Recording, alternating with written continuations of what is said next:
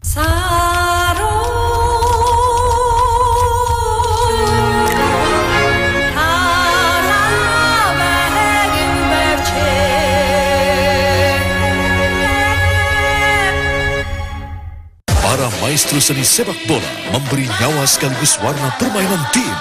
Menjadi dirijen yang mengatur irama dan tempo pertandingan. Saksikan gelandang-gelandang terbaik di Piala Dunia 2014.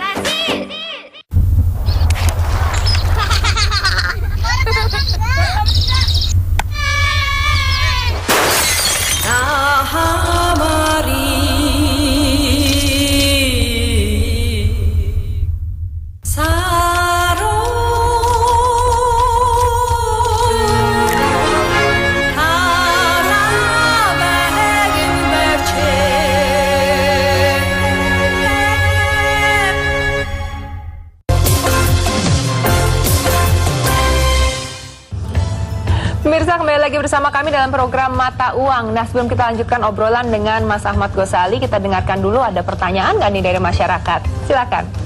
Pertanyaan saya, return normal dari investasi unit link itu kira-kira berapa persen? Dan yang kedua adalah kapan saya bisa merasakan hasilnya? Nah, Mas Ghazali, itu pertanyaannya mengatakan bahwa investasi dari unit link ini return normalnya kira-kira berapa persen sih? Kita nggak bisa tebak berapa return normalnya, dan kita juga tidak bisa prediksi dengan pasti berapa return normalnya sebagaimana semua investasi yang lain. Tapi biasanya kita untuk melihat apakah dia katakanlah memenuhi target atau tidak, baik atau tidak, kita bisa bandingkan dengan IHSG. Atau kita bisa bandingkan untuk unit link saham, itu perbandingannya dengan IHSG. Kalau dia terlalu jauh di bawah IHSG, mungkin berarti dia kinerjanya kurang bagus. Kalau dia mendekati IHSG, itu kinerjanya berarti baik, gitu kan? Itu dilihatnya dari mana tuh? Sebelum kita membeli itu bisa tahu seperti itu? Sebelum kita membeli, kita bisa melihat data historis, nilai aktiva bersih atau NAB-nya si unit link, harganya harganya dari unit link bisa dilihat di koran, di website mereka biasanya juga ada. Tapi kalau yang sudah jalan, kita pasti akan dapat laporan bulanan. Atau minimal dapat laporan tahunan, berapa sih perkembangan dana kita sekarang, itu setiap tahun pasti akan ada laporannya, kirim laporannya. Jadi kita bisa evaluasi sebetulnya berapa sih hasil yang kita peroleh. Nah, apakah hasilnya bagus atau tidak, ada dua perbandingan. Satu, bandingkan dengan benchmark. Kalau misalnya dia unit link saham, maka bandingkan dengan IHSG. Kalau dia adalah unit linknya sifatnya pendapatan tetap, maka bandingkan dengan rata-rata suku bunga. Yang kedua, perbandingkan lagi dengan target. Jangan lupa, kita invest bukan untuk orang lain tapi untuk diri kita sendiri, maka bandingkan dengan target kita masing-masing. Misalnya, saya kan mau beli unit link itu dengan target 15% per tahun supaya bisa masukkan anak ke sekolah, misalnya. Karena kita sudah hitung 15%. Biasanya di dalam penawaran ada perkiraan tuh. Ada perkiraan. Rendah, sedang, dan tinggi. Tapi jangan sampai itu jadikan patokan utama ya. Lebih baik kita pasang target sendiri. Oh, target saya 15%. Kemudian lihat unit link kita. Oh, unit link saya 17%, 16%. Oh, berarti di atas target saya. Oke, nggak apa-apa. Kalau di bawah target, bagaimana evaluasinya? Ya, bisa top up. Bisa juga mungkin kemudian switch ke pilihan investment yang lebih tinggi. Ingat loh, unit link itu pilihan investmentnya ada banyak. Ada banyak? Iya, dia fleksibel. Unit link itu mirip dengan reksadana, dia fleksibel untuk pilih. Jadi pemirsa sebetulnya bisa boleh pilih kok unit link itu investnya di mana. Sebenarnya pertama kali kita lihat dapat unit link penawaran gitu. Apa aja yang perlu kita lihat? Asuransi, komponen asuransi, terus komponen investasi. Garis besarnya ada dua, investmentnya dan insurance-nya. Untuk asuransinya, kita pastikan bahwa Anda hanya beli asuransi yang Anda perlukan saja. Asuransi jiwa jelas wajib diambil, kemudian ada rider. Yang ridernya bisa kesehatan, bisa penyakit kritis, bisa juga cacat tetap, bisa juga berupa pembebasan premi. Yang kedua adalah investmentnya. Jadi begitu kita masukin unit link setoran premi, sebagian masuk ke insurance, sebagian masuk ke investment. Nah, yang masuk ke investment ini sendiri Anda boleh pilih. Pilihannya pada umumnya ada 4. Satu adalah saham, yang kedua adalah obligasi, yang ketiga adalah campuran antara saham dan obligasi, dan keempat adalah pasar uang. Pasar uang ini misalnya deposito. Nah, deposito ini sendiri biasanya kadang-kadang ada pilihan lagi, rupiah atau dolar. Nah, yang saham juga kadang ada pilihan juga yang agresif atau yang biasa. Mereka akan umumkan, oke, kita punya fund, ada katakanlah kita punya pilihan investasi ada 6 atau 7 gitu kan. Nah, kita boleh pilih kok. Oke, dari investment saya karena saya mau yang resiko tinggi, saya masukin semua yang saham, silahkan. Saya sih nggak terlalu suka resiko tinggi. Saya 50% ke saham, 50% ke obligasi deh, itu juga boleh. Jadi fleksibel sekali investmentnya sebetulnya. Yang paling tinggi returnnya adalah? Yang paling tinggi returnnya itu tentu saham. Tapi ingat, return paling tinggi artinya juga risikonya juga paling tinggi. Untuk turun. Sehingga kita bisa berapa persen kalau di saham? Kalau di saham ada 1 tahun 40%, 50% bisa. Bisa. Tapi turun sebanyak itu juga bisa. Jadi kita memang kalau misalnya untuk jangka panjang boleh lah yang saham. Kalau misalnya untuk kita yang suka agresif investmentnya, silahkan pilih yang saham. Di urutannya yang paling tinggi itu saham, yang kemudian yang kedua adalah campuran, yang ketiga adalah pendapatan tetap, yang keempat adalah kategori yang pasar uang. Pasar uang. Pasar uang ini hasilnya paling serendah-rendahnya berapa sih? Serendah-rendahnya sedikit di atas deposito. Misalnya deposito 5-6%, dia bisa memberikan 6-7%. Itu pasar uang. Pasar uang. Kalau pendapatan tetap ya sama dengan obligasi, atau kita bisa tengok misalnya obligasi pemerintah atau sukuk atau ori ya. Mungkin katakanlah 2-3% di atas suku bunga bank. Nah, kemudian kalau kemudian campuran ya di tengah-tengah antara saham dan pendapatan tetap. Jadi itu pilihan-pilihannya. Pilihan-pilihannya ada banyak Kalau punya jiwa berani boleh ke saham seluruhnya. Betul. Tapi kalau agak-agak berhati-hati bisa campuran. Bisa campur. Tapi kalau mau tidur nyenyak dan tidak khawatir apa-apa, langsung masuk ke pasar uang. Boleh masuk pasar uang untuk pendapatan tetap. Atau pendapatan tetap, gitu ya. Waduh, banyak banget nih ilmu yang kita dapatkan hari ini. Nah, ini ada lagi nih pertanyaan dari pemirsa nih. Kapan manfaat investasi dari unit link sudah bisa dirasakan? Oke. Manfaat investasi unit link itu ada 2 sebetulnya. Jangan lupa, jangan sampai kita cuma bertanya, loh, saya udah bayar sekian juta rupiah selama 1 tahun, begitu terima laporan kok saldonya cuma sekian. Jangan lupa bahwa manfaat unit link itu ada 2. Pertama adalah coverage asuransi, yang kedua adalah investasi. Sehingga kalau di tahun pertama, tahun kedua Anda mendapatkan laporan investasinya mungkin tidak memuaskan, itu karena premi yang dibayarkan di tahun pertama, tahun kedua dan tahun ketiga itu lebih banyak juga untuk biaya-biaya. Yang masuk ke investment belum semua. Jadi komponen untuk bayar asuransinya jauh lebih besar. Di awal dulu, di awal lebih besar. Baru kemudian di tahun keempat, komponen untuk bayar investmentnya menjadi lebih besar. Sehingga baru akan berasa investmentnya di tahun keempat. Tapi coverage insurance-nya sudah bisa dinikmati sejak Anda bayar premi. Sejak polisi yang berlaku, Anda sudah di-cover secara asuransinya. Tapi investasinya mungkin baru akan berasa kalau dibandingkan dengan setorannya itu di tahun keempat. Karena di tahun pertama, tahun kedua, tahun ketiga lebih banyak untuk bayar biaya-biaya dulu. Di tahun keempat baru 100% mungkin dari investment, dari premiumnya, dari premi yang Anda bayarkan itu masuk semua ke investasi. Tapi jangan lupa loh ya, ada yang namanya cost of insurance dan cost of riders.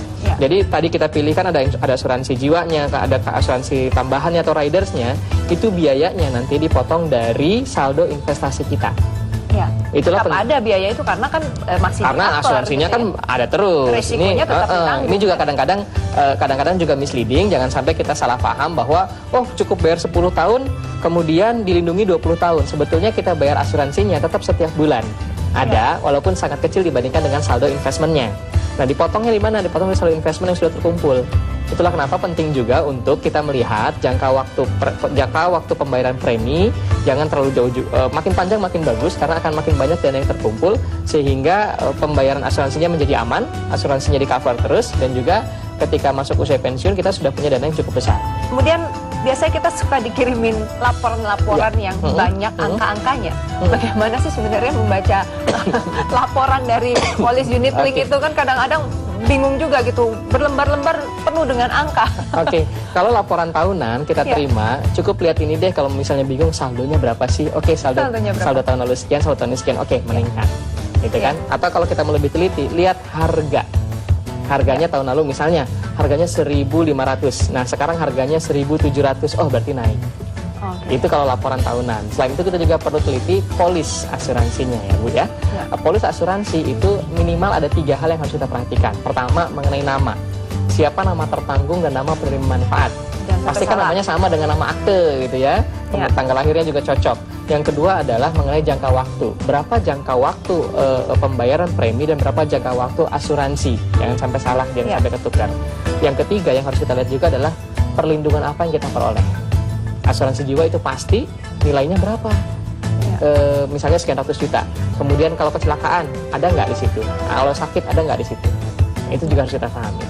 Ini yang disebut dengan riders ya? Bagaimana sih memahami riders itu? Riders itu adalah tambahan asuransi. Jadi asuransi utamanya adalah asuransi jiwa. Kemudian ada investment, Nah, ada lagi tambahan asuransi yang namanya riders. Riders itu kita bisa kategorikan menjadi 4 kelompok.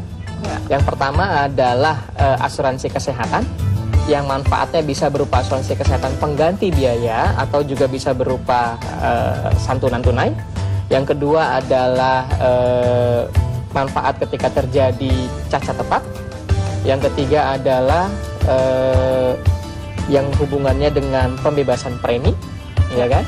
Ya, katakanlah kalau ada kondisi tertentu kita akan bebas premi. Kemudian ada juga yang hubungannya dengan critical illness, kesehatan yang khusus, yang penyakit kritis. Betul. Itu yang perlu kita perhatikan pada Itu yang saat perlu kita kita mendapat perhatikan. penawaran unit link, riders seperti apa yang kita butuhkan. Iya, betul sekali. Jadi pastikan selain asuransi jiwa, Anda juga boleh pilih 4 tambahan riders ini untuk Anda beli. Oke, jadi kalau kita simpulkan dari obrolan kita hari ini, bagi Anda yang ingin membeli unit link, apa saja yang harus diperhatikan? Kira-kira Mas Sugeng? Oke, saya ulangi lagi, ketika Anda membeli polis, pastikan bahwa Anda memang perlu asuransi jiwanya dan dengan nilai berapa. Pastikan penerima manfaatnya siapa dan yang tertanggungnya siapa. Kadang-kadang juga ada yang salah. Misalnya, istrinya yang beli, karena biasanya seorang ibu itu lebih peduli dengan asuransi dibandingkan dengan suaminya. Istrinya yang beli, suaminya nggak setuju, sehingga kemudian pakai nama istri sebagai nama tertanggung. Padahal istrinya nggak kerja. Akhirnya apa yang terjadi? Kalau istrinya meninggal dunia, asuransinya malah keluar. Kalau suaminya meninggal dunia, asuransinya malah nggak keluar. Padahal selama ini penghasilan dari suami, itu juga salah. Oke, jadi pastikan penerima nama tertanggung adalah orang yang mencari nafkah di keluarga Anda. Kemudian siapa penerima manfaat? Tentu istri dan anak-anak, ya kan? Yang kedua diperhatikan adalah jangka waktu pembayaran premi dan jangka waktu asuransinya. Dan yang ketiga adalah asuransinya mencakup apa saja dan nilainya berapa. Itu yang harus diperhatikan. Itu yang paling penting ya. Oke, kalau gitu mudah-mudahan dengan obrolan hari ini Anda bisa segera berasuransi dan berunit link sambil milih-milih kira-kira yang mana yang paling tepat. Oke, baiklah, terima kasih Mas Rosali sudah berbagi bersama kita. Sama-sama. Dan terima kasih juga Anda pemirsa sudah mengikuti obrolan kami. Dan jangan lupa kita akan menjumpai Anda kembali dalam program Mata Uang minggu depan.